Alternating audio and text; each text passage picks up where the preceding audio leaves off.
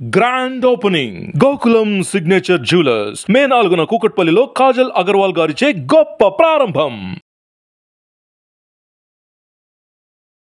కాశ్మీర్ పహల్గాంలో ఉగ్రదాడులు జరిగి ఇప్పటికీ 10 రోజులు గడిచినా కేంద్రం ఇంకా ఎందుకు చర్యలు తీసుకోలేకపోతోంది? ఉగ్రదాడుల వెనకాల స్థానికుల సపోర్ట్ కూడా ఉందా?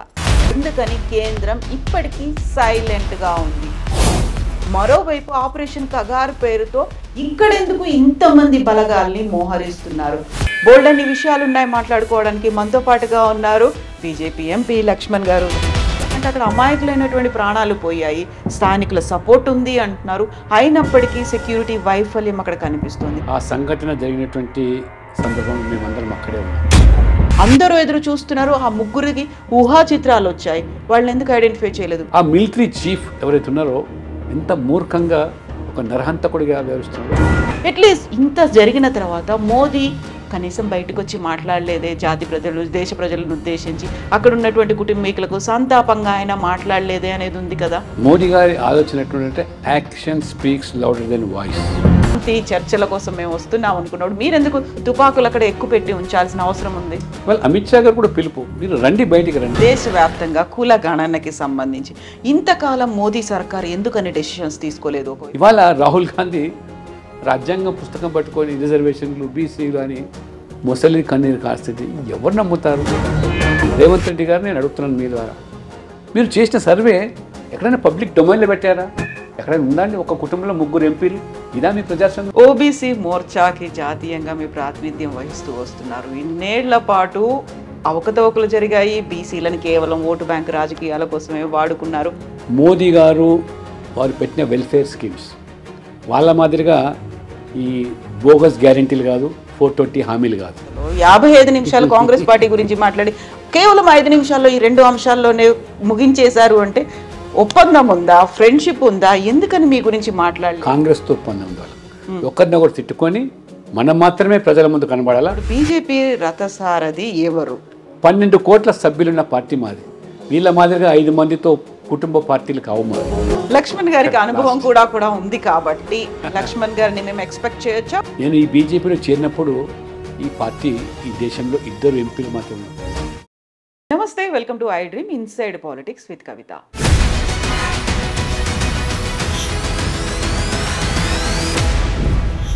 కాశ్మీర్ పహల్గాంలో ఉగ్రదాడులు జరిగి ఇప్పటికీ 10 రోజులు గడిచినా కేంద్రం ఇంకా ఎందుకు చర్యలు తీసుకోలేకపోతోంది? ఉగ్రదాడుల వెనకాల స్థానికుల సపోర్ట్ కూడా ఉందా? ఎందుకని కేంద్రం ఇప్పటికీ సైలెంట్గా ఉంది? మరోవైపు ఆపరేషన్ కగార్ పేరుతో ఇక్కడెందుకు ఇంతమంది బలగాల్ని మోహరిస్తున్నారు?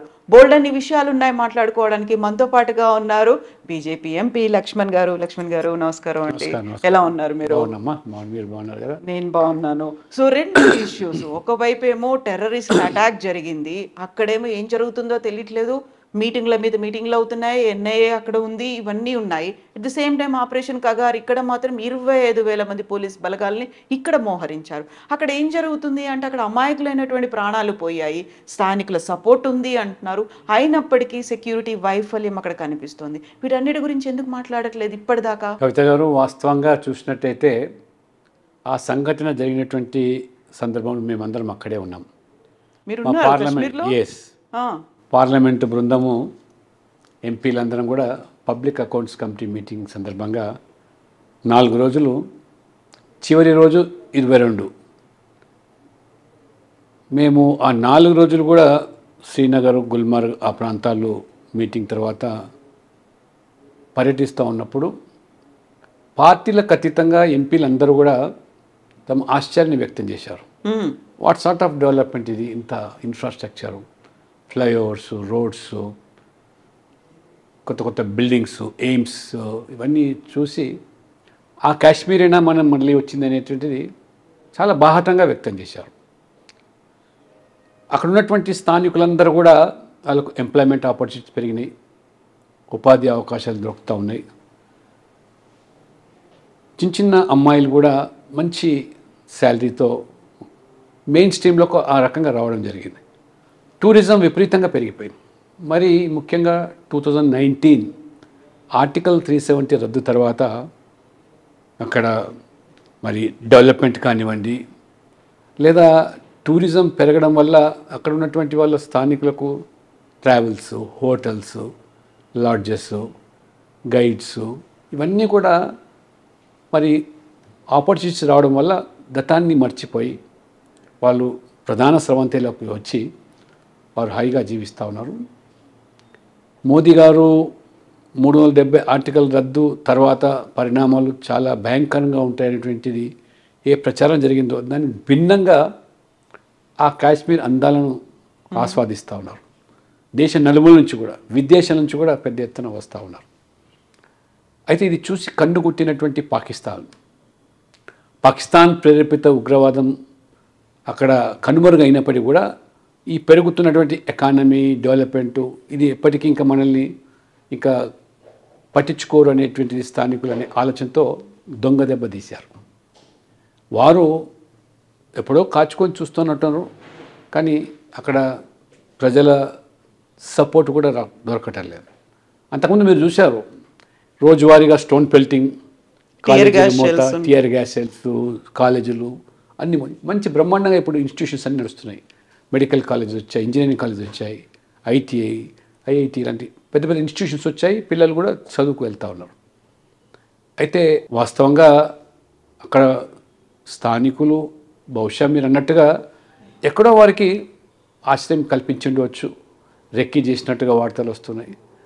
ఇవన్నీ జరిగిన సంఘటన చాలా మరి దారుణంగా జరిగింది. ఒక నరమేధాన్ని సృష్టించారు. మతాన్ని అడిగి గుర్తించి చంపడం అనేది మొత్తం సభ్య సమాజం, ప్రపంచమంతా కూడా ఇవాళ పాకిస్తాన్ని ఏకాకి చేశాయి. వారు హిందూ అని తెలుసుకొని గుర్తించి ఆధార్ కార్డు, ఐడి కార్డు రకరకాలైనటువంటి పద్ధతుల్లో గుర్తించి చంపేయడం జరిగింది. సరే, సెక్యూరిటీ ల్యాబ్స్ అనేది దాని మీద డెఫినెట్గా ప్రభుత్వం విచారణ జరుపుతూ ఉన్నది, ఆలోచన చేస్తూ ఉన్నది. అయితే ఏమీ చేయలేదు. అది కాదు, హుటాహుటిగా ప్రధానమంత్రి నరేంద్ర మోడీ గారు అరబ్ టూరు ముగించుకొని ఢిల్లీకి రావడం, ఎయిర్పోర్ట్లోనే వారు ముఖ్యులతో సమీక్ష జరపడం, కేంద్ర హోంమంత్రి అమిత్ షా గారిని పంపించడం, వారు ఒకరోజంతా కూడా మరి అక్కడ సమీక్ష జరిపి సంఘటన స్థలాలకు వెళ్ళి బాధితులను పరామర్శించి ఒక భరోసా కల్పించి ఖచ్చితంగా చర్యలు తీసుకుంటామనేటువంటి ఒక విశ్వాసం కల్పించి రావడం జరిగింది. అయితే లక్ష్మణ్ గారు, ఇప్పుడు పాకిస్తాన్ మీద అటాక్ చేయాలి, లేకుంటే అక్కడ ఉన్నటువంటి ఉగ్రవాద స్థావరాలను తుదముట్టించాలి అనేది ఎంతైతే కోరుకుంటున్నారో అంతకంటే ముందు అమాయకమైనటువంటి ప్రాణాలని 28 మంది చనిపోయారు. ఆ ముగ్గురినైనా పట్టుకోలేకపోయారు. వాళ్ళకి సహకరించినటువంటి స్లీపర్ సెల్స్ అనేవి ఉన్నాయి, అది కశ్మీర్లోనే ఉన్నారు. వాళ్ళను కూడా ఇంకా ఎందుకు ఐడెంటిఫై చేయలేదు? ఫస్ట్ ఈ పని చేస్తే కదా అక్కడి దాకా వెళ్ళొచ్చు అనేది అందరూ ఎదురు చూస్తున్నారు. ఆ ముగ్గురికి ఊహా చిత్రాలు వచ్చాయి, వాళ్ళని ఎందుకు ఐడెంటిఫై చేయలేదు? స్లీపర్ సెల్స్ ఉన్నారు, అందువల్లే వాళ్ళు లోపలికి వచ్చారు. జిప్ లైన్ ఆపరేటర్ కూడా అల్లాహు అక్బర్ అనుకుంటూ ఆపరేట్ చేశాడు అనేది ఆయనకి తెలుసు, వీళ్ళు ఇక్కడ ఉన్నారు అని. ఇన్ని రకాలు ఉన్నప్పుడు, ఇన్ని డౌట్స్ ఉన్నప్పుడు క్లారిఫై చేయాలి. వాళ్ళు ముందుగా కోరుకుంటుంది ఆ ముగ్గురి పట్టుకుంటారా, శవాల్ని చూపిస్తారా అనేది. ఒకటి వాస్తవం ఏమిటంటే నరేంద్ర మోడీ గారు చాలా స్పష్టంగా వారు మొత్తం దేశ ప్రజలందరూ కూడా ఖచ్చితమైనటువంటి చర్యలు ఉంటాయి, ఎవరు ఊహించని, ప్రపంచంలో ఊహించిన రీతిలో వారికి గుణపాఠం చెప్తాం, వదిలే ప్రసక్తి లేదని వారు బాహాటంగా చెప్పడమే కాకుండా ప్రత్యక్ష యుద్ధం అనే దానికన్నా ఇవాళ పరోక్షంగా వారు తీసుకున్న నిర్ణయాలు, ఇవాళ సింధు జలాలను పూర్తిగా అబేన్స్లో పెట్టడం, పాకిస్తాన్ వీసా గడువు పూర్తి కాకుండా ఉన్న వాళ్ళందరినీ కూడా వాళ్ళ స్థలాలకు పంపించడం, హై కమిషనర్ ఉన్నటువంటి ఢిల్లీలో పాకిస్తాన్ స్టాఫ్ను పంపించడం, ఇవన్నీ కూడా వాస్తవంగా చూసినట్టయితే నేరుగా ప్రత్యక్షంగా యుద్ధంలో దిగే కంటే పరోక్షంగా పాకిస్తాన్ను ఏ రకంగా మొత్తం ప్రపంచంలో దౌత్యపరంగా ఏకాకిలు చేయడమే కాకుండా వారికి ఇవాళ సతమతం అయిపోతున్నారు. నీళ్లు ఆగిపోతే వారికి జీవనమే లేదు. ఆ నీళ్లు మరి చాలా స్పష్టంగా ఎక్కడైతే ఒప్పందం జరిగిందో యుఎన్ఓ కూడా రాయడం జరిగింది, దీన్ని ఉపసంహరించుకుంటామని చెప్పి. కమ్ వాటిమే మేము మాత్రం వాళ్ళని వదిలే ప్రసక్తి లేదు. రెండో విషయం మీరు చెప్పినట్టుగా ఎవరైతే ఉగ్రవాదులుగా వాళ్ళ యొక్క ముఖ చిత్రాలు ఊహా చిత్రాలు వచ్చాయో వాళ్ళ ఐడెంటిటీని పసిగట్టి వాళ్ళ ఇళ్ళని కూడా ధ్వంసం చేయడం జరిగింది. మిగతా విషయాలు చాలా గోప్యంగా పెట్టడానికి అనేక కారణాల వల్ల ప్రభుత్వం అన్నీ బహిర్గతం చేయటం లేదు. ఇప్పుడు ఏమి చర్య తీసుకుంటారు, ఏ రకంగా తీసుకుంటారు, అప్రమత్తంగా ఇప్పుడు పాకిస్తాన్ కూడా ఆందోళనతో వారు మొత్తం మన బార్డర్లో కూడా వాళ్ళ మిలిటరీని అంతా కూడా పహారకాలు. కాబట్టి సమయం కోసం అదును కోసం చూస్తుంటేగా నేను భావిస్తాను. ఇవాళ ప్రభుత్వము, ప్రధానమంత్రి గారు, రక్షణ మంత్రి, హోంమంత్రి త్రివిధ దళాలతో అధిపతులతోని 1-2 సార్లు సమావేశాలు పూర్తి స్వేచ్ఛను ప్రకటించారు మోదీ గారు. త్రివిధ దళాలకు మీరు పాకిస్తాన్ మీద కఠినమైన చర్యలు తీసుకోండి, ఉగ్రవాదాన్ని ఊసు లేకుండా చేయండి, దాన్ని నామరేపు లేకుండా మరి తుదముట్టించండి అని చెప్పి ఆదేశాలు ఇవ్వడం జరిగింది. ఆ స్వేచ్ఛ ఏమి చెయ్యాలని చెప్పడం కాకుండా ఏమి చేస్తే ఈ రకంగా ఉగ్రవాదం నశించుతుందో అది ఆ కోణంలో ఆలోచించేయమని వారు దుగ్గల్ గారు ప్లస్ ఇంకా కొంతమంది సీనియర్ రిటైర్డ్ అఫీషియల్స్ కూడా అందులో అడ్వైజరీగా తీసుకొని వారు పనిచేస్తున్నారు. అన్నీ కూడా బహిర్గతం చేయటం లేదు. ఖచ్చితంగా అందరికీ నమ్మకం ఉంది ఈ ప్రభుత్వము మన మిలిటరీ ఆర్మీ పాకిస్తాన్కు ఖచ్చితంగా వారు దొంగ దెబ్బ తీసిండొచ్చు.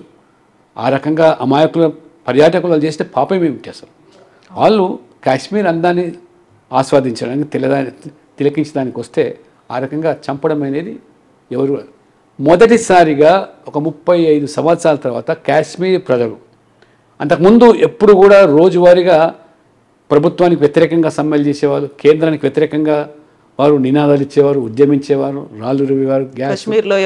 మొదటిసారి వ్యాపారస్తులు అక్కడ ఉన్నటువంటి అందరూ కూడా మరి ప్రభుత్వానికి మన మోదీ ప్రభుత్వం అండగా ఉండడమే కాకుండా మేము ఇటువంటి సహించము, మతం పేరు మీద మతమౌఢ్యంతో మీరు చేసినటువంటి సంఘటనలు పాకిస్తాన్ చేస్తున్న దాన్ని ఎట్టి పరిస్థితుల్లో కాశ్మీర్ ప్రజలు దాన్ని స్వీకరించారని చెప్పి వారు ఒక సంకేతాన్ని ఇవ్వడం, రోజువారీగా వారు మనం చూస్తున్నాం ఏ రకమైనటువంటి సానుభూతిని వ్యక్తం చేస్తున్నారు, సంతాపాలు ప్రకటిస్తున్నారు. ఇది ఒక గొప్ప మార్పు. 370 ఆర్టికల్ రద్దు తర్వాత సాధించింది ఏమంటే కాశ్మీర్ ప్రజలు అంతకుముందు మీ ఇండియాని ఏదైతే సంబోధించేవాళ్ళో ఇప్పుడు మీరు పాకిస్తాన్, మీ పాకిస్తాన్ చర్యలు ఇక్కడ చెల్లవు. అంటే పాకిస్తాన్లో ఇప్పుడు అంతర్గత సమస్యలు ఉన్నాయి. ఒకవైపు బలూచిస్తాన్ తిరగబడతా ఉన్నది, మిలిటరీకి ప్రభుత్వానికి సఖ్యత లేదు. ఆ మిలిటరీ చీఫ్ ఎవరైతే ఉన్నారో ఎంత మూర్ఖంగా ఒక నరహంతకుడిగా వ్యవహరిస్తున్నాడు, వారు మొత్తం కూడా ఒక ఉగ్రవాదిగానే వ్యవహరిస్తూ ఉన్నాడు. కాబట్టి ప్రభుత్వంతో కూడా సఖ్యత లేదు, అక్కడ తిరగబడుతున్నారు, ఆర్థిక సమస్యలు ఉన్నాయి, పాకిస్తాన్ మొత్తం ఇవాళ చితికిపోయి ఉంది. కాబట్టి భారతదేశం ఈ రకంగా మరి ప్రపంచంలోనే అగ్రగామిగా 5వ ఆర్థిక దేశంగా ఎదుగుతూ ఉన్నది. ఈ రకంగా దెబ్బ తీయాలనేటువంటి కుట్రలు పని చేసింది తప్పితే ఇతరత్ర కాదు. దేశ ప్రజలందరూ కూడా ఒక్కటిగా నిలబడ్డారు. ఏ మాటికి ఆ మాట ఈసారి రాజకీయ పార్టీలు కూడా ఇవి వారు సానుభూతి వ్యక్తం చేయకుండా ప్రభుత్వం ఏది చర్యలు తీసుకున్నా మేము మద్దతు ఇస్తామని కూడా ప్రకటించారు. But let us wait and see. But we're confident that something big is going to take place అనేది ఇది అందరికి నమ్మకం ఉంది. మోదీ గారు కూడా గతంలో బాల్కోట్ అయిన తర్వాత కానీ పుల్వామా అవుతున్న తర్వాత చెప్పి చేశారా, సర్జికల్ స్ట్రైక్స్, ఎయిర్ స్ట్రైక్స్ ఏమాత్రం నష్టం కాకుండా అవతల వాళ్ళని శిబిరాలు ధ్వంసం చేశారంటే but something big is going to take place అనేది ఉంది. Let us hope. మీరు చెప్పినట్టుగా పార్టీలకు అతీతంగా మతాలకు అతీతంగా అందరూ రెస్పాండ్ అవుతున్నారు. ప్రతిసారి బీజేపీ మోదీ మీద విరుచుకుపడేటువంటి అసదుద్దీన్ ఓవైసీ కూడా పుల్వామా కంటే ఇది తీవ్రమైనటువంటి చర్య, ప్రతి చర్యలు ఉండాల్సిందే, పాకిస్తాన్ ఇంకా టాలరేట్ చేయొద్దు అనేటువంటి అంత వాయిస్ అఖిలపక్ష భేటీకి కూడా అసదుద్దీన్ ఓవైసీ అటెండ్ అయ్యారు. బట్ మీరు చెప్పినట్టుగా something will happen, something big will happen అని అనుకున్నప్పుడు అట్లీస్ట్ ఇంత జరిగిన తర్వాత మోదీ కనీసం బయటకు వచ్చి మాట్లాడలేదే, జాతి ప్రజలు దేశ ప్రజలను ఉద్దేశించి అక్కడ ఉన్నటువంటి కుటుంబీకులకు సంతాపంగా ఆయన మాట్లాడలేదే అనేది ఉంది కదా. లేలే, ఇప్పుడు స్వయంగా హోంమంత్రి పోయి పరామర్శించాడు. మోదీ గారు కూడా బాహటంగా బహిరంగ సభలో కూడా అందరికి ప్రజలకు భరోసా కల్పించాడు, స్పష్టంగా ప్రకటించాడు. అది బీహార్ ఎన్నికల ప్రచారంలో భాగంగా అయిపోయింది. అవకాశం తీసుకొని అక్కడ మాట్లాడాడు, దేశ ప్రజలకు ఒక సందేశాన్ని ఇచ్చాడు. కాబట్టి అంటే మోదీ గారి ఆలోచన ఎట్లుంటే action speaks louder than voice. ఆయన మాట్లాడడం తక్కువ, చేసేది ఎక్కువగా ఉంటుంది. So action will be louder than voice. అది మనం చూస్తాం. ఇవాళ భారతదేశానికి ఉన్న ప్రతిష్ట అగ్రదేశాలు కూడా మన వైపు చూస్తున్నాయి. కొంతమందికి కొన్ని దేశాలు కూడా, చైనా లాంటి దేశానికి కన్ను కుడుతుంది. ఎకనామికల్గా ఎదిగిపోతున్నది, ఎక్కడో ఇక్కడ దీన్ని ఆపాలి అనేటువంటి ఆలోచన వాళ్ళకు ఉంది. కాబట్టి బాహాటంగా వాళ్ళ పాకిస్తాన్కి సపోర్ట్ చేయకుండా యుద్ధం అనేది జరిగితే నష్టం జరుగుతుంది, పాకిస్తాన్కి పూర్తిగా ధ్వంసం అయిపోతుంది, కానీ భారతదేశం కూడా ఆర్థికంగా నష్టం అయిపోతుంది అని చూసేవాళ్ళు కూడా ఉన్నారు. కాబట్టి ఇవన్నీ జాగ్రత్త కూడకుండా, ఆర్థికపరమైన భారం పడకుండా, మనకు ప్రాణ నష్టం జరగకుండా, దౌత్యపరమైన సంబంధాలు నెరవేరుస్తూనే ఏ రకంగా సైలెంట్గా ఇవాళ సింధు జలాలు మరి ఇవాళ ఆ ఒక అగ్రిమెంట్ను పక్కన పెట్టేశారంటే అది సామాన్యం కాదు. అది నేరుగా చంపాల్సిన అవసరం లేదు ప్రజలు, అంతకంటే మించి ఇవాళ రేపు జరగబోతున్నది. వాళ్ళు ఆ రకమైనటువంటి ఆకలి చావులో లేకపోతే భీకరమైనటువంటి పోరాటాల్లో అంతర్గతంగా జరిగే ప్రమాదం. ఏది ఏమైనా అమాయక పర్యాటకులు వాళ్ళు చేసిన పాపం ఏమిటి, నేరం ఏమిటి, ప్రపంచమంతా కూడా వాళ్ళు ఆలోచించాలి. వాళ్ళ కుటుంబ సభ్యులతో, కొత్తగా పెళ్ళైన వాళ్ళు, రిటైర్డ్ ఆఫీసర్స్, కొంత ప్రజెంట్ ఆఫీసర్స్, చిన్న పిల్లలు ఎదురుగా అంత మొదమౌఢ్యం. అది ఇంత జరుగుతోంది కాశ్మీర్లో, అక్కడ జరుగుతోంది, ఏం జరుగుతోంది, యుద్ధం వస్తుందా, సర్జికల్ స్ట్రైక్ వస్తుందా, ఇవన్నీ అవుతున్నప్పుడు సడన్గా కర్రెగుట్టల దగ్గర ఉన్నటువంటి ఆపరేషన్ కగార్ 25,000 మంది పోలీస్ బలగాలు అక్కడ మోహరించారు. అక్కడ ఎన్కౌంటర్లు జరుగుతాయా, డంపులు పేలుతాయా, స్థానికులకు అపాయం జరగకుండా ఉండాలి, దీని మీద ఇంత ఫోకస్ పెట్టారు. అసలు యాక్చువల్గా శాంతి చర్చలకు మేము వస్తాము, కాల్పుల విరమణ ఒప్పందం అనేది ఉంది, దాన్ని మేము తెల్ల జెండాని పట్టుకొని వస్తున్నాం, శాంతి చర్చల కోసం మేము వస్తున్నాం అనుకున్నాడు. మీరెందుకు తుపాకులు అక్కడ ఎక్కువ పెట్టి ఉంచాల్సిన అవసరం ఉంది? అంటే ఇవాళ కొత్తగా ఉన్న పలంగా అక్కడ మోహరింపు జరిగింది అనేది కాదు, అది చాలా రోజుల నుంచి కూడా ఈ యొక్క హింసను విడనాడాలని ప్రభుత్వం ఆలోచన, ఆయుధాలకు స్వస్తి పలకాలని. ప్రజాస్వామ్యంలో మనకు రాజ్యాంగం కల్పించిన హక్కులు ఉన్నాయి, హక్కుల పరంగా పోరాటం చేసి సాధించుకోవడానికి అవకాశాలు ఉన్నా వారు నమ్మినటువంటి సిద్ధాంతం ఆయుధం. కాబట్టి ఆయుధం ద్వారా, బ్యాలెట్ కాదు బుల్లెటే ద్వారానే మాకు స్వాతంత్రం వస్తున్న భావనతో వారు ఏ రకంగా గుడ్డిగా చేస్తారు. గతంలో కూడా మరి ఆనాడు ప్రభుత్వాలు మరి చర్చల పేరు మీద, శాంతి చర్చల మీద, కానీ దానివల్ల ఒరిగింది ఏం లేదు. అమిత్ షా గారు మొదటి నుంచి కూడా చెప్తా ఉన్నారు, మీరు సరెండర్ కండి, బయటికి వచ్చేసేయండి, ఆయుధాలు విడనాడండి. ఇది ప్రభుత్వం ఇది ఒక శాంతి భద్రత సమస్యగా మారుతూ ఉన్నది. అక్కడ ఉంటే అమాయకులు గిరిజనులు కూడా చాలామంది చనిపోతున్నారు, పోలీసులు కానీ సామాన్యులు కానీ ఇన్ఫార్మల్పై చనిపోతున్నారు. అది చెప్తూ ఇది కంటిన్యూస్గా జరుగుతున్న ప్రాసెస్. చివరి నిమిషంలో ఇప్పుడు శాంతి పేరు మీద చర్చ, ఇప్పటికి కూడా వాళ్ళ ఆయుధాలు విడనాడి సరెండర్ అయిపోయి జాతీయ జీవన సమితిలోకి వచ్చి వాళ్ళ రైట్స్ కోసం కానీ, వాళ్ళ హక్కులు ఏమైనా ఉంటే కానీ, వాళ్ళ డిమాండ్స్ ఏమైనా కానీ నెరవేర్చుకోవడానికి ఆస్కారం ఉంది. ప్రజాస్వామ్య ప్రక్రియ ఉంది. డాక్టర్ బాబాసాహెబ్ అంబేద్కర్ మంచి రాజ్యాంగం కల్పించారు, అందరికీ సమాన హక్కులు ఇచ్చారు. కాబట్టి హక్కులను బాధ్యతను గుర్తించి చేయాల్సిన పరిస్థితి. అంతేగాని ఇది ఎందుకంటే అమాయక సామాన్య ప్రజలు చనిపోయినారు, అందులో వాళ్ళు నమ్మిన గుడ్డి సిద్ధాంతంతో వాళ్ళ ప్రాణాలు కోల్పోతున్నారు.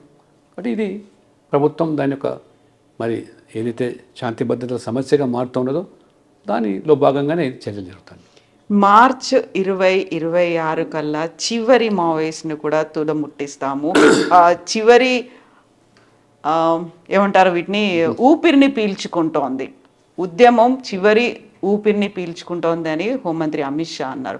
బట్ మీరు దాన్ని అణచివేద్దామని ఎప్పుడైతే చూస్తున్నారో అది స్ప్రెడ్ అవుతుంది, ఇంకో చోటకి కూడా వస్తుంది, ప్రవేశిస్తుంది అనేది. ఎక్కడ ఛత్తీస్గఢ్, ఎక్కడ శ్రీకాకుళం, ఆ తర్వాత విజయనగరం, అక్కడి నుంచి వరంగల్ అడవులు, కొత్తగూడెం, ఇలాంటి అడవులకు అన్ఎక్స్పెక్టెడ్గా ఇంకో ఎక్కడో ఒక చోట మళ్ళీ మొదలవుతుంది కదా అనేటువంటి ఒక భావన, అభిప్రాయం ఉంది కదా. అంటే ఇప్పుడు వారు ఆచరిస్తున్న సిద్ధాంతం ఆదరణ కోల్పోయింది. సహజంగా ప్రజల నుంచి వారికి పెద్దగా సపోర్ట్ రావటం లేదు. గత కొన్ని సంవత్సరాలుగా మనం చూస్తూ ఉన్నాం. సహజంగా చాలామంది మీరు చూశారు, ఇప్పుడు మెయిన్ స్ట్రీమ్లోకి వచ్చారు, ప్రజాస్వామ్యానికి వారు ఎన్నికల ప్రక్రియలో పాల్గొంటున్నారు, కొంతమంది ఎమ్మెల్యేలు అయినారు, మంత్రులు కూడా అయినారు. కాబట్టి వాళ్ళు అమిత్ షా గారు కూడా పిలుపు, మీరు రండి, బయటికి రండి, వచ్చి సమాజంలో నిమగ్నం కండి, ఆ రకంగా ఆయుధాలు విడనాడండి, మీ సిద్ధాంతాలు ఇవి చెల్లుబాటు కావు అని చెబుతూ వస్తున్నారు. మెంటల్గా ప్రిపేర్ చేస్తున్నారు. చాలామంది మీరు చూస్తూ ఉన్నారు, సరెండర్ అవుతూ ఉన్నారు. కొంతమంది విధిలేని పరిస్థితుల్లో కొనసాగుతున్నారు, కానీ చాలామంది సరెండర్ అవుతున్నారు. క్రమేణా ఆ వాదం తగ్గిపోతుంది, ఆ సిద్ధాంతం తగ్గిపోతుంది, ఆయుధాల ద్వారా పరిష్కారం అవుతున్నటువంటి వాదన కూడా తగ్గుతూ ఉంది. వాళ్ళు కూడా మరి రియలైజ్ అయ్యి చాలామంది మెయిన్ స్ట్రీమ్లోకి వచ్చినారు. కాబట్టి లెట్ అస్ హోప్ తప్పకుండా ఇప్పటి కాకుండా రేపైనా అందరూ జీవన స్రవంతిలోకి వచ్చి మెయిన్ స్ట్రీమ్లోకి వచ్చి వాళ్ళ ప్రజాస్వామ్యంలో హక్కున్నది, దేనైనా వారు వాదించవచ్చు, విభేదించవచ్చు, ఆస్కారం ఉంది. రాజకీయాల్లో రావచ్చు, పోటీ చేయవచ్చు, తమ వాదాన్ని వినిపించుకోవచ్చు, బలాన్ని సమకూర్చుకోవచ్చు. కానీ ప్రజాపంతాలో జరగాలనేదే అందరి అభిప్రాయం. ప్రజలు కూడా అదే కోరుకుంటారు. ప్రజాస్వామ్యం విరాజిల్లాలనేదే కోరుకుంటాను. దేశవ్యాప్తంగా కుల గణనకి సంబంధించి ఇంతకాలం మోదీ సర్కార్ ఎందుకని డెసిషన్స్ తీసుకోలేదు? ఒకవైపు కర్ణాటక, ఆ తర్వాత తెలంగాణ చేసిన తర్వాత మాత్రమే తెలంగాణని ఆదర్శంగా తీసుకొని దేశవ్యాప్తంగా కుల గణన చేయబోతోంది మోదీ సర్కార్, కాదంటారా? ఆడలేక మధ్యలో ఓడినట్టు కాంగ్రెస్ వాళ్ళు ఇప్పుడు కొత్తగా మమ్మల్ని చూసి ఏదో చేశారని. అంటే వాళ్ళ వాస్తవంగా ఈ యొక్క కుల గణన 64 సంవత్సరాలు కాంగ్రెస్ అధికారంలో ఉన్నది. ఏనాడు కూడా మీకు దాని మీద ధ్యాస లేదు, చిత్తశుద్ధి లేదు. కేవలం రాజకీయపరమైన కోణంలో అంశాన్ని లేవనెత్తి రాహుల్ గాంధీ రాజకీయ పబ్బం గడుపుకునే ప్రయత్నం చేశారు. నిజంగా మీకు చిత్తశుద్ధి ఉన్నట్టయితే బ్రిటిష్ హయాంలో జరిగినటువంటి చివరి కుల గణన 1931 ఈజ్ ద లాస్ట్ మరి క్యాస్ట్ బేస్డ్ సెన్సస్. రాజ్యాంగంలో ఆర్టికల్ 246 మనకు హక్కు కల్పించింది సెన్సస్ అనేది, 10 సంవత్సరాలు జరిపే సెన్సస్. ఈ డిమాండు ఇప్పుడు కొత్తగా లేదు, ఈ ప్రభుత్వాలు ఉన్నప్పుడు కూడా డిమాండ్ ఉంది. కాంగ్రెస్ ఉన్నప్పుడు మీరు చేయలేదు, వాళ్ళ మీద మీకు ప్రేమ లేదు. ఆశ్చర్యం ఏంటంటే డాక్టర్ బాబాసాహెబ్ అంబేద్కర్ గారు రాజ్యాంగం సమకూర్చిన తర్వాత ఎస్సీ ఎస్టీలకు హక్కులు కల్పించారు, రిజర్వేషన్లు పొందుపరిచారు. బీసీల యొక్క మరి స్థితిగతులను దృష్టిలో పెట్టుకొని వాళ్ళ సామాజిక పరమైనటువంటి ఆర్థికపరమైన అంశం దృష్టిలో పెట్టుకొని వెంటనే ప్రభుత్వం ఒక కమిషన్ ఏర్పాటు చేసి నేషనల్ లెవెల్లో ఆ రికమెండేషన్కి అనుగుణంగా బీసీలకు న్యాయం చేయాలని చెప్పితే ససేమిరా అన్నటువంటి నెహ్రూ గారు చివరికి అంబేద్కర్ గారి యొక్క ఒత్తిడి తలవుకి కాకా కలేకర్ కమిషన్ వారు ఏర్పాటు చేస్తే కమిషన్ ఇచ్చినటువంటి రికమెండేషన్స్ 2 సంవత్సరాల్లో ఇచ్చిన రికమెండేషన్స్ దాని మీద కనీసం పార్లమెంట్లో చర్చ పెట్టకుండా దాని అమలుకు కనీసం ఆలోచన చేయకుండా ఏ రకంగా అవమానపరిచారో నెహ్రూ గారు, ఇది ఇట్స్ అ ఫ్యాక్ట్. 17 సంవత్సరాలు ప్రధానమంత్రిగా ఉన్నాడు, కాకా కలేకర్ మీద కమిషన్ మీద చర్చ చేయలేదు. కమిషన్ అనేక రికమెండేషన్ ఇచ్చింది, రిజర్వేషన్ ఇవ్వాలి బీసీలకు 52లో. ఆనాడే అది జరిగి ఉంటే ఇవాళ బీసీలకు రిజర్వేషన్ల అంశం కూడా ఇవాళ వచ్చి ఉండకపోయేది. ఇంత దగా చేసిరు, మోసం చేశారు. తర్వాత నెహ్రూ గారు he has written letters to all chief ministers. ఏమని? ఈ దేశంలో కులాల పేరు మీద రిజర్వేషన్ ఉండకూడదు, ఆ విధంగా రిజర్వేషన్లు కనుక ఉన్నట్టయితే ప్రతిభ కనుమరుగవుతుంది, ఈ దేశం 2వ శ్రేణి పౌరులు తయారవుతుంది, ప్రపంచంలో చులకనవుతాము అని చెప్పి ఆ రకంగా మరి రిజర్వేషన్లను అడ్డుకున్నటువంటి వ్యక్తి నెహ్రూ గారు. తర్వాత ఇందిరాగాంధీ, ఆమె కూడా దాదాపు 16 సంవత్సరాలు ప్రధానమంత్రి ఉంది, ఎన్నడూ బీసీల గురించి ఆలోచన చేయలేదు. మళ్ళీ జనతా పార్టీ మొరార్జీ దేశాయ్ ప్రధానమంత్రి ఉన్నప్పుడే మండల్ కమిషన్ సిఫార్సులకు వస్తే దురదృష్టం ఏంటంటే ప్రభుత్వం 2 సంవత్సరాలు పడిపోయింది. ఇందిరాగాంధీ మళ్ళీ ప్రధానమంత్రి అయింది, అయినా she never bothered about Mandal commission. చెత్తపుట్టలో పడేసారు, కాకా కలేకర్ కమిషన్ పడేసారు, మండల్ వీపీ సింగ్ మళ్ళీ 90లో ప్రతిపాదిస్తే దానిని as a leader of opposition Rajiv Gandhi గారు టూత్ అండ్ నెయిల్ అపోజ్ చేసినాడు. There should not be any reservation in the name of caste. If at all any reservations ought to be implemented, let economic criteria be the yardstick అన్నాడు. అంటే ఆర్థిక ప్రాతిపదికన reservation ఇవ్వాలి, కానీ ఈ కులాల పేరు మీద ఇస్తే వీపీ సింగ్ గారు ఈయన తనని కులవాది అన్నాడు. వీపీ సింగ్ దేశాన్ని ముక్కలు చేసేందుకు ఈ కుట్రలు పన్నాడని చెప్పాడు. అటువంటి కుటుంబము, అటువంటి పార్టీ ఇవాళ రాహుల్ గాంధీ రాజ్యాంగం పుస్తకం పట్టుకొని రిజర్వేషన్లు బీసీలు అని ముసలి కన్నీరు కాస్తే ఎవరు నమ్ముతారు? ఇవాళ మీరు చెప్తున్నారు తెలంగాణ అయిన తర్వాత 2010లో రాజ్నాథ్ సింగ్ గారు, సుష్మా స్వరాజ్, అరుణ్ జైట్లీ గారు 2011లో సెన్సస్ జరుగుతుంది, మీరు ఈ క్యాస్ట్ను సెన్సస్ చేపట్టండి, అందరూ పొందుపరచండి అంటే నథింగ్ డూయింగ్ అన్నారు. చివరికి ఒత్తిడికి తలవకి చేస్తామని ఆ ప్రభుత్వం మన్మోహన్ సింగ్ గారు ప్రధానమంత్రి హామీ ఇచ్చి గ్రూప్ ఆఫ్ మినిస్టర్స్ కమిటీ వేస్తే చిదంబరం గారు ససేమర్ అన్నాడు, as a home minister I'm not going to do caste census include చేయను అన్నాడు.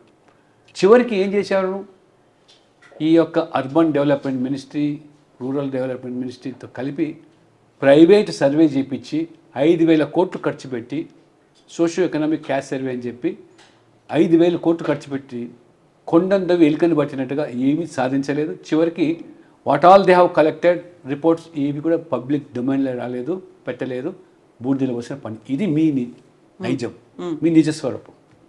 కర్ణాటకలో సిద్ధరామయ్య గారు మొదటిసారి ముఖ్యమంత్రి అయినప్పుడు కాంగ్రెస్, ఆయన 300 కోట్లు ఖర్చు పెట్టి సర్వే చేశాడు, క్యాస్ట్ సర్వే చేశాడు. బట్ ఈ డిడ్ నాట్ పబ్లిష్. ఎందుకంటే ఇంటర్నల్గా కాంగ్రెస్లో ఉన్న నాయకులు చాలామంది అభ్యంతరం వ్యక్తం చేశారు కాబట్టి ఈ రోజు వరకు కూడా పబ్లిష్ చేయలేదు. ఇప్పుడు ఏదో కూని రాగాలు తీసి Telangana role model, Telangana road map అంటే ఏం రోల్ మోడల్ అండి? ఏం చేశారు మీరు? రేవంత్ రెడ్డి గారు నేను అడుగుతున్నాను మీ ద్వారా, మీరు చేసిన సర్వే ఎక్కడైనా పబ్లిక్ డొమైన్లో పెట్టారా? ఏ గ్రామంలో ఏ సామాజిక వర్గం ఆర్థికంగా, సామాజికంగా, విద్య ఉద్యోగపరంగా ఈ లెక్కలు ఏమైనా బయట పెట్టారా? ఏ బేసిస్ మీద మీరు ఇవాళ మోడల్ అంటున్నారు? ఇవాళ 46% బీసీలు, 10% ముస్లిం బీసీలు అని కొత్తగా తెర మీద తీసుకొచ్చి 56% అని చెప్తారు. అంటే ఇవాళ 12% ముస్లిం పాపులేషన్, 10% బీసీలు అంటే ఇదా మీ రోల్ మోడల్? దేశంలో ఉన్న ముస్లింలను 90% బీసీలు చేయమన్నా మీ రోడ్ మ్యాప్? కాబట్టి ఆ రోజు మోసం చేశారు. నెహ్రూ నుంచి మొదలుకుంటే ఇందిరాగాంధీ, రాజీవ్ గాంధీ వరకు. మన్మోహన్ సింగ్ చెప్పిన చిదంబరం చేయలేదు. ఇప్పుడు మీరేదో చేశామని నాటకీయ ఫక్కీలు చేస్తున్నారు ఓట్ల కోసం అనేది ప్రజలు తెలుసు. ఇప్పటికైనా మీకు చిత్తశుద్ధి ఉంటే మీరు పబ్లిక్ డొమైన్లో పెట్టండి. మీరు చేసిన సర్వే 70 రోజులు చేశాం, 100 కోట్లు ఖర్చు పెట్టాం, ఏ ఊళ్ళో ఏ క్యాస్ట్లో ఎవరు ఎంత ఉన్నారు అన్ని కులాలను పెట్టండి. ఇప్పుడు మోదీ గారు తీసుకున్నది ఒక చరిత్రాత్మక నిర్ణయం. ఇవాళ మోదీ గారు తీసుకున్నారంటే పూర్తిగా శాస్త్రీయంగా అధ్యయనం చేసి అది ఆ శాంక్టిటీ ఉండే విధంగా, రేపు కోర్టులో కూడా ఎవరు పోయినా అది నిలబడే విధంగా ఇది చేయబోతున్నారు. ఇది అద్భుతం. 75 years ఆఫ్ ఇండిపెండెన్స్లో, ఈ దేశ స్వాతంత్రంలో ఇంత సాహసోపేత నిర్ణయం తీసుకున్నది మోదీ గారికే సాధ్యమైంది. మోదీ గారు అంటే మోదీ హై తో ముమ్కిన్ హై. ఎందుకంటామంటే మోదీ గారు అసాధ్యం అనుకున్న దాన్ని సాధ్యం చేయగలిగిన మహానుభావుడు. అయితే ఇప్పటికి మోదీ థర్డ్ టర్మ్, మోదీ 3.0 ఇప్పుడు ఎందుకు చేయాల్సి వచ్చింది? భారత్ జోడో యాత్రలో భాగంగా రాహుల్ గాంధీ ప్రతిసారి ప్రతి చోట అదే మాట, మేము కేంద్రంలో అధికారంలోకి వస్తే దేశవ్యాప్తంగా కులగణన చేస్తాము, తెలంగాణలో అధికారంలోకి వచ్చింది కాబట్టి చేసింది.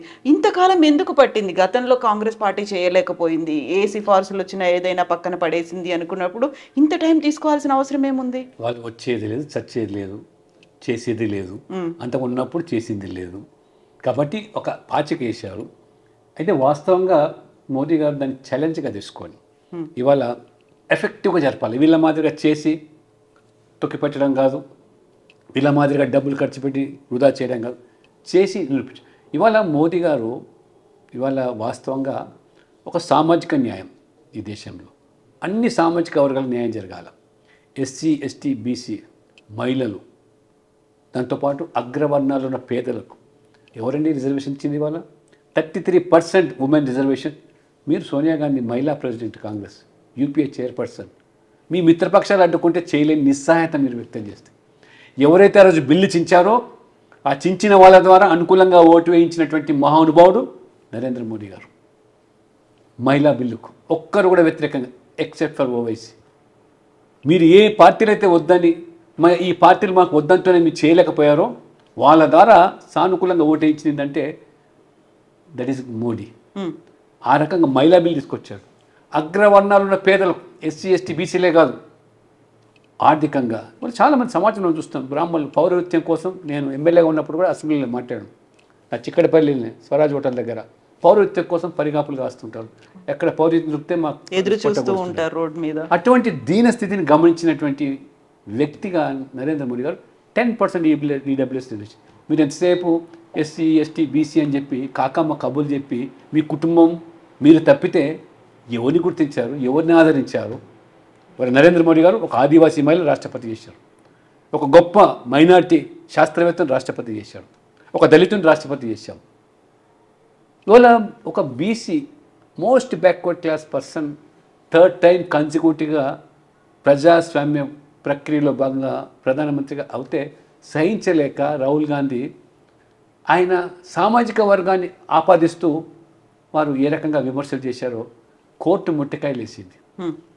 ఆ రకంగా ఈ సామాజిక వర్గం అందరూ కూడా దొంగలని, అంటే బీసీలను అవమానపరిచే విధంగా మాట్లాడిన వ్యక్తి, అంటే ఒక బీసీ ఏంటి, పేదవాడు ఏంటి, ఛాయ అమ్ముకున్నవాడు ఏంటి, ఈ దేశానికి ప్రధానమంత్రి కావడం ఏంటి, మేము మా కుటుంబం సంపన్న కుటుంబం, మాది రాచరికము, మేము పాలించాలి ఈ దేశాన్ని. ఎక్కడైనా ఉందండి ఒక కుటుంబంలో 3 ఎంపీలు? ఇదా మీ ప్రజాస్వామ్యం? ఒకటే కుటుంబంలో 3 ఎంపీలు, తల్లి కొడుకు బిడ్డ, ఇది మీ ప్రజాస్వామ్యం. అందుకనే ప్రజలు వాళ్ళు గుర్తించారు కాబట్టి రిపీటెడ్గా మిమ్మల్ని ఓడిస్తున్నారు, రిపీటెడ్గా మోదీ గారిని గెలిపిస్తూ ఉన్నారు. మొన్న ఢిల్లీలో డక్ అవుట్, ఒక్కసారి కాదు, consecutive hat trick duck out Rahul Gandhi, 0 seat ఢిల్లీలో, 1 సీటు సార్. ఇది మీ ప్రజలు మీ మీద ఉన్న నమ్మకం, విశ్వాసం. అదే మోదీ గారి విశ్వాసం ఏంటంటే మోదీ జో బోల్తా హై కర్కే దిఖాతా హై, జో కర్ సక్తా హై వోయి బోల్తా హై, అది మోదీ. కాకపోతే ఆలస్యం అయిందని అనిపించట్లేదా? వాళ్ళు ఆలస్యం చేశారు 60 ఏళ్ళు 6 దశాబ్దాలు అనుకున్నప్పుడు. దీనికైనా సమయం రావాలి. 10 సంవత్సరాల్లోనే ఇన్ని అద్భుతాలు. ఇది కేవలం క్యాస్ట్ సెన్సస్ కాదు. First time national backward class కమిషన్కు ఒక కాన్స్టిట్యూషన్ స్టేటస్ ఇచ్చింది, మీరు ఇవ్వలేదు, మోదీ గారు ఇచ్చారు. 27 ఓబీసీ సామాజిక వర్గాన్ని కేంద్రంలో మంత్రివర్గం చేశాడు. 75 సంవత్సరాల స్వాతంత్ర దేశంలో మొదటిసారి 27 మంది ఓబీసీలు మంత్రులుగా కావడం. 27% reservation in education institution, central ఎడ్యుకేషన్లో, కేంద్రీయ విద్యాలయం, నవోదయ పాఠశాల, సైనిక్ స్కూల్స్, న్యాయ విశ్వవిద్యాలయాలు, సైనిక్ స్కూల్స్లో బీసీ రిజర్వేషన్, అమ్మాయిలకు రిజర్వేషన్స్. ఇప్పుడు లక్షల మంది సంవత్సరానికి మంచి క్వాలిటీ ఎడ్యుకేషన్, ఉన్నత స్థాయికి ఎదుగుతున్నాం, వాళ్ళ జీవన ప్రమాణాలు మారిపోతున్నాయి. నీట్లో జరిగేటువంటి దాంట్లో మెడిసిన్ డాక్టర్స్ కావడానికి వాళ్ళ బీసీ బిడ్డలకు అవకాశం మోదీ గారు ఇచ్చారు. కొన్ని సంవత్సరానికి వాళ్ళ 1,00,000 సీట్లలో 25,000 మంది వాళ్ళు డాక్టర్లు అవుతున్నారు బీసీ. మీరు చేసింది ఏమిటి? ప్రజలు ప్రశ్నిస్తున్నారు, అర్థం చేసుకుంటారు. అమాయకులు కాదు మోసపోవడం, చదువుకుంటున్నారు, తెలివి పెరుగుతూ ఉన్నది కాబట్టి చైతన్యం అవుతున్నారు, మీకు కర్రు కాల్చి వాత పెడుతున్నారు, మోదీ గారిని కీర్తిస్తూ ఉన్నారు. ఓబీసీ మోర్చాకి జాతీయంగా మీ ప్రాతినిధ్యం వహిస్తూ వస్తున్నారు. ఇన్నేళ్ల పాటు అవకతవకలు జరిగాయి. బీసీలను కేవలం ఓటు బ్యాంకు రాజకీయాల కోసమే వాడుకున్నారు. వాళ్ళని రాజకీయంగా ఎదగనివ్వలేదు, ఉన్నతమైనటువంటి పదవుల్లో రాలేదు. ఆ తర్వాత వాళ్ళకి ఆర్థిక స్థితిగతులు మెరుగుపరచడానికి ఇంకేదో ప్రత్యామ్నాయాలు చేశారు తప్ప వాళ్ళకి బలమైనటువంటి ఒక వనరుని కల్పించలేకపోయారు. ఇవన్నీ కూడా ఆరోపణలు, అపవాదులు అనేవి ఉన్నాయి కదా. యాజ్ ఏ ఒక బీసీ బిడ్డగా మీరు కూడా ప్రశ్నించారు, ఆ తర్వాత పోరాటాలు చేశారు. అయినప్పటికీ కూడా ఇంత ఆలస్యం అయిందే అంటే ఇవన్నీ ఆరోపణల్ని ఎలా చూస్తే వాళ్ళ పాపాలు ఇవాళ ప్రక్షాళన జరుగుతూ ఉన్నాయి. చదువుకునే దానికి అవకాశాలు మీరు కల్పించలేదు. ఇప్పుడిప్పుడే చదువుకొని ఎదుగుతున్నారు కాబట్టి అవకాశాలు వస్తున్నాయి, సమయం పడుతుంది. వారు కనీసం గ్రాడ్యుయేట్ కావాలా, గ్రాడ్యుయేట్ తర్వాత రావాలి. ఇప్పుడిప్పుడు వాళ్ళు ఉన్నత స్థాయికి వస్తాను. మోదీ గారు వారు పెట్టిన వెల్ఫేర్ స్కీమ్స్ వాళ్ళ మాదిరిగా ఈ బోగస్ గ్యారెంటీలు కాదు, 420 హామీలు కాదు. ఇవాళ మోదీ గారి స్కీమ్స్ ఏంటంటే వాళ్ళని సశక్తీకరణ చేయడం, వాళ్ళను ఫైనాన్షియల్గా స్ట్రెంగ్తెన్ చేయడం. అది మహిళలైనా, బీసీలైనా, ఎస్సీలైనా, స్టిల్ స్టాండప్ ఇండియా పేరు మీద వాళ్ళకు పారిశ్రామికవేత్తలు తయారు bank loan, every bank should give loan, extend loan to SC, STR women. బీసీల కోసం విశ్వకర్మ, ప్రధానమంత్రి వెంచర్ క్యాపిటల్ ఫండ్, ఈ రకమైన కార్యక్రమాలు, పథకాలు పెట్టి ఇప్పుడిప్పుడే వాళ్ళందరినీ కూడా పైకి తీసుకొస్తూ ఉంటే వాళ్ళు కూడా ఇప్పుడు చైతన్యం అవుతూ ఆ రకంగా ముందుకు పోతూ ఉంటే రాజకీయాల్లో కూడా రాణిస్తూ ఉన్నారు, ఉన్నత పదవుల్లో వస్తూ ఉన్నారు. బట్ ఇప్పుడు బ్యాలెన్సింగ్ జరుగుతూ ఉన్నది కాబట్టి వాళ్ళ ఆ స్టేబుల్ ఏదైతే ఇవాళ ఎకానమీ స్టేబుల్ సొసైటీలో కూడా ఆ మార్పులు ఇవాళ చూస్తున్నాం కాబట్టి మోదీ గారిని ఇవాళ ప్రజలు కోరుకుంటున్నారు. ఒకవైపు అభివృద్ధి, రెండో వైపు వెల్ఫేర్, సంక్షేమం. There is a Lakshmana Rekha between welfare and freebies. ఆ గీత దాటకుండా చేస్తున్నారు. మీరు ఎంతసేపు అసెట్ క్రియేట్ చేయకుండా ఉన్న ఆస్తులను కూడా పంచుకుంటూ పోతూ ఉన్న పంచ కూడా ఊడిపోయే పరిస్థితి మీరు తీసుకొస్తూ ఉంటే ఇవాళ ఆస్తులు అసెట్స్ క్రియేట్ చేస్తూ స్ట్రెంగ్తెన్ చేస్తూ వాళ్ళని పటిష్టం చేస్తూ ఆర్థికంగా సాయం అందిస్తూ ఇవాళ చిన్న వ్యాపారులు, వీధి వ్యాపారులు మొదలుకుంటే PM Svanidhi, Mudra, stand up India, ఇన్ని కార్యక్రమాలు ఆ రకంగా ఆర్థిక సహాయం చేస్తూ ఎవరికి దిక్కు లేని వారికి నేనే దిక్కు, నేనే కొలాటరల్ సెక్రటరీ అని బ్యాంకులకు పూచి మోదీ గారు స్వయంగా కొన్ని కోట్ల మందిని ఇవాళ ఆదుకుంటూ ఉన్నారు. ఇవాళ కొత్తగా బ్యాంకులో ఖాతాలు తెరవాలి పేదవాళ్ళు, ఎందుకు బ్యాంకులు వాళ్ళకి అందుబాటులో రాకూడదని రాగానే వారు బ్యాంక్ ఆఫీసర్లను పేదల ముంగిట్లోకి పరిగెత్తిస్తే 55 కోట్ల మంది కొత్తగా బ్యాంక్ ఖాతాలు తెరిస్తే జీరో బ్యాలెన్స్తో 30 lakh crores ఇవాళ వెల్ఫేర్ స్కీమ్స్ కింద నేరుగా వాళ్ళ బ్యాంక్ ఖాతాలకు చేరిపోయినాయి. ఎక్కడ దళారీ లేదు, లంచం లేదు. ఇదే రాజీవ్ గాంధీ గారు ప్రధానమంత్రి వారే స్వయంగా చెప్పారు, मैं दिल्ली से 100 रुपये गरीब के ईद के लिए जब बेचता हूँ तो 15 रुपये उनको पहुँचता था, 85 रुपये दलारी के जेब में जाता था. ये था आपका शासन, ये था आपका ये प्रशासन. Modi zero tolerance corruption. Can you imagine 30 lakh crores straight away went into that poor bank accounts, people accounts. అయితే లక్ష్మణ్ గారు ఇక్కడ బ్యాంక్ అకౌంట్లు ఇవన్నీ బడ్జెట్ల గురించి ఖజానా గురించి చెప్తున్నప్పుడు వెరీ రీసెంట్గా బీఆర్ఎస్ పార్టీ తన 25వ ఆవిర్భావ దినోత్సవాన్ని జరుపుకుంది. కేసీఆర్ అటు కాంగ్రెస్ సర్కార్ని లేకపోతే కాంగ్రెస్ పార్టీని తెలంగాణలో ఉన్నటువంటి కాంగ్రెస్ ప్రభుత్వాన్ని అన్నారు తప్ప బీజేపీని ఏమీ అనలేదు. ఎక్సెప్ట్ 2 మాటలు, 11 ఏళ్లలో 11 రూపాయలు ఇవ్వలేదు అనే ఒక మాటతో పాటుగా ఆపరేషన్ ఖగార్ను ఆప్ చేయాలి, దానికోసం తీర్మానం చేసి పంపిస్తామని అంతసేపు మాట్లాడి ఆల్మోస్ట్ గంటలో మాట్లాడినంతలో 55 నిమిషాలు కాంగ్రెస్ పార్టీ గురించి మాట్లాడి కేవలం 5 నిమిషాల్లో ఈ 2 అంశాల్లోనే ముగించేశారు. అంటే ఒప్పందం ఉందా, ఫ్రెండ్షిప్ ఉందా, ఎందుకని మీ గురించి మాట్లాడలేదు? 100% కరెక్ట్. ఒప్పందం ఉంది, కాంగ్రెస్తో ఒప్పందం ఉంది. వాళ్ళకి ఒకరినొకరు తిట్టుకొని మనం మాత్రమే ప్రజల ముందు కనబడాలా, బీజేపీని బిలిటిల్ చేసి బీజేపీ లేదని చూపించేటువంటి మీరు ఎన్ని కుట్రలు బనినా, ఎందుకంటే వీళ్ళని ఆడించేది అంతా కూడా మజ్లిస్ పార్టీ అనేది తెలంగాణలో ప్రజలకు తెలిసింది. మజ్లిస్ చెప్పు చేతుల్లో ఉండే పార్టీలు ఇవాళ కాంగ్రెస్, బీఆర్ఎస్, వీళ్ళ అజెండా వేరు కాదు. మొన్న స్వయంగా మీరు చూశారు, మజ్లిస్ లోకల్ బాడీ ఎలక్షన్స్ హైదరాబాద్లో ఎమ్మెల్సీ ఎన్నిక జరిగితే కాంగ్రెస్ అభ్యర్థి పెట్టరు మజ్లిస్కి పోటీగా, టీఆర్ఎస్ ఏమో ఎన్నికలు బహిష్కరించని అంటారు. అంటే వీళ్ళకి రాజ్యాంగం పట్ల ఉన్న నమ్మకం, మీరు కేటీఆర్ గారు ఇస్తారు పిలుపు, ఏ కార్పొరేటర్ పోయి ఓటు వేయొద్దని. ఇదా మీ ప్రజాస్వామ్యం? అంటే మజ్లిస్ చెప్పు చేతుల్లో దారుసలాంలో జరిగే నిర్ణయాలు అమలు చేసేటువంటి పార్టీలు ఈ 2. ఈ 3 పార్టీలను ఎదుర్కొనేటువంటి దమ్ము, ధైర్యము, సత్తా, సాహసము ఒక బీజేపీ కార్యకర్తలకు మాత్రమే ఉంది. కాబట్టే మీరు తగులాడకుండా చేయాలి, కుస్తీ బట్టడి చేయాలి, లోపల దోస్తీ చేయాలి. ఇది తెలంగాణ ప్రజలకు తెలుసు. సరైన సమయంలో ఇది బీఆర్ఎస్ అనేది చచ్చిన పాము, ఎంత తక్కువ మాట్లాడితే అంత మంచిది. రేపు జరగబోయేది తెలంగాణలో కూడా డబుల్ ఇంజిన్ సర్కార్ రావడం ఖాయం. మోదీ తరహా పాలన బీజేపీలో తీసుకొచ్చడమే లక్ష్యంగా మేము పనిచేస్తున్నాం. ఆ రకంగా బీజేపీ కూడా మరో గుజరాత్ మోడల్గా అభివృద్ధి వేగవంతం చేయడానికి బీజేపీ రావాలని ప్రజలు ఆకాంక్షిస్తున్నారు. ప్రజల ఆకాంక్షలకు అనుగుణంగా ఖచ్చితంగా ఈ 3 పార్టీలను ఎదుర్కొంటూ ముందుకు పోతాం. మొన్న పార్లమెంట్లో డి అంటే డి అన్నాం. మీరు 5 నెలలు కాలేదు కాంగ్రెస్ పార్టీ అధికారులకు వచ్చి 8 సీట్లకు పరిమితం అయితే మేము ఏకంగా 4 నుంచి 8 జంప్ అయ్యాం. మీరు 0 అయిపోయినారు. బీఆర్ఎస్ పార్టీ 30% ఓట్లు వచ్చింది మాకు. కాబట్టి భవిష్యత్తు బీజేపీది తెలంగాణలో, అది రిటర్న్ ఆన్ ద వాల్. అయితే ఇప్పుడు డబుల్ ఇంజన్ సర్కార్ రావాలి, ఇక్కడ బీజేపీ అధికారంలోకి వస్తుంది అనుకున్నాడు. బీజేపీ రథసారథి ఎవరు? తెలంగాణకి సంబంధించి కిషన్ రెడ్డికి ఒక ఆల్మోస్ట్ డబుల్ ట్రిపుల్ అనేవి ఒక పొజిషన్స్ అనేవి ఉన్నాయి. అది ఇంకొక అదనపు భారంగా ఉంది. ప్రతిసారి ఢిల్లీకి ఎవరైనా లీడర్ వెళ్ళారు అనుకున్నప్పుడల్లా ఏదో పిలుపు వచ్చిందేమో, ఈయనేమో నెక్స్ట్ అనేది ఉంటుంది. అక్కడ కాంగ్రెస్ ఏమో చాలా క్లియర్గా చెప్పేసింది, అక్కడ బీసీఏ టీపీసీసీ చీఫ్గా ఉన్నారు, నెక్స్ట్ కాబోయే ముఖ్యమంత్రి కూడా బీసీఏ అవుతారని. బీజేపీ ఏంటి అసలు, ఎక్కడుంది, ఏ స్టాండ్ ఉంది, ఎవరిని అభ్యర్థి, ఎవరిని అధ్యక్షుడిగా చేస్తున్నారు? అంటే నేను నేషనల్ రిటర్నింగ్ ఆఫీసర్ అమ్మా.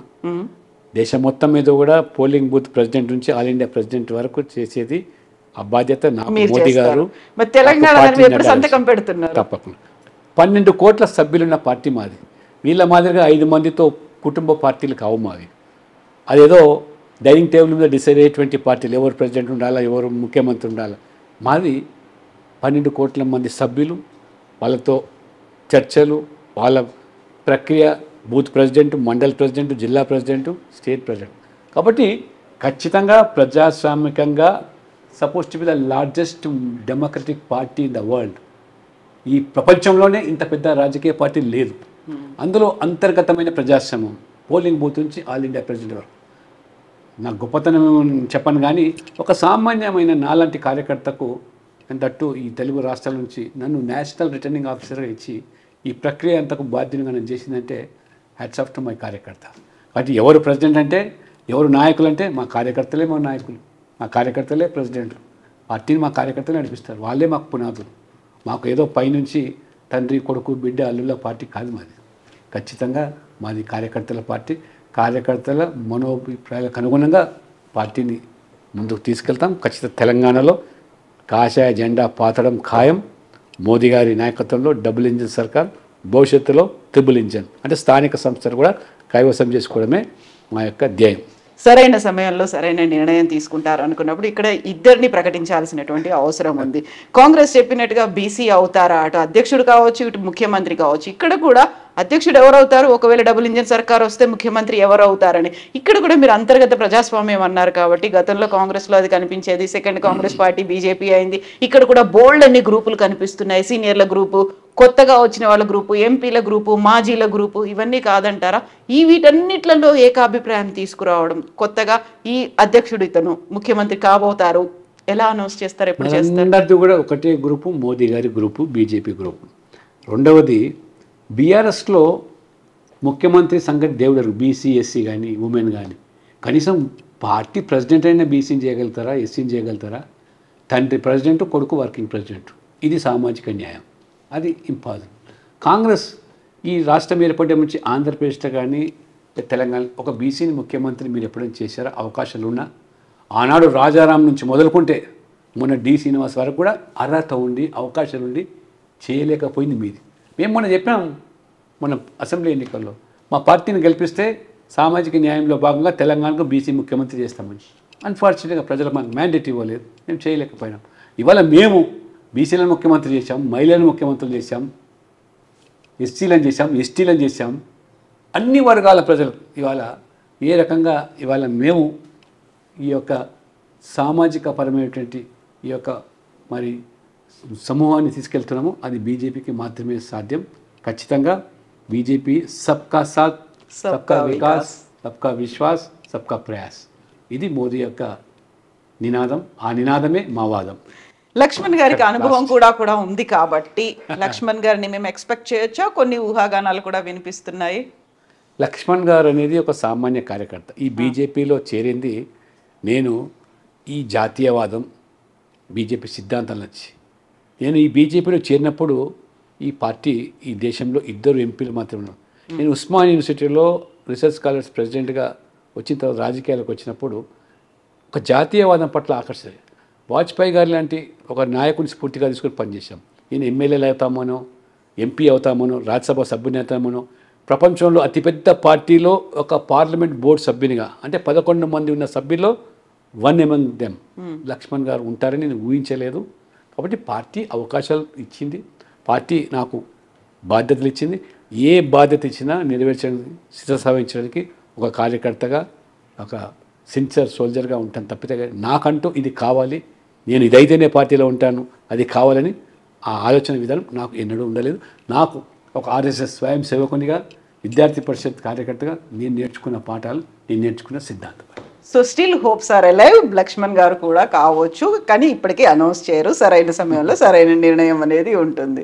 Thank you so much Lakshman గారు. బెస్ట్ విషెస్ టు యూ అండి. Thank you. నిజంగా ప్రస్తుతం ఉన్నటువంటి సమాజం దేనికి ప్రయారిటీ ఇస్తుంది?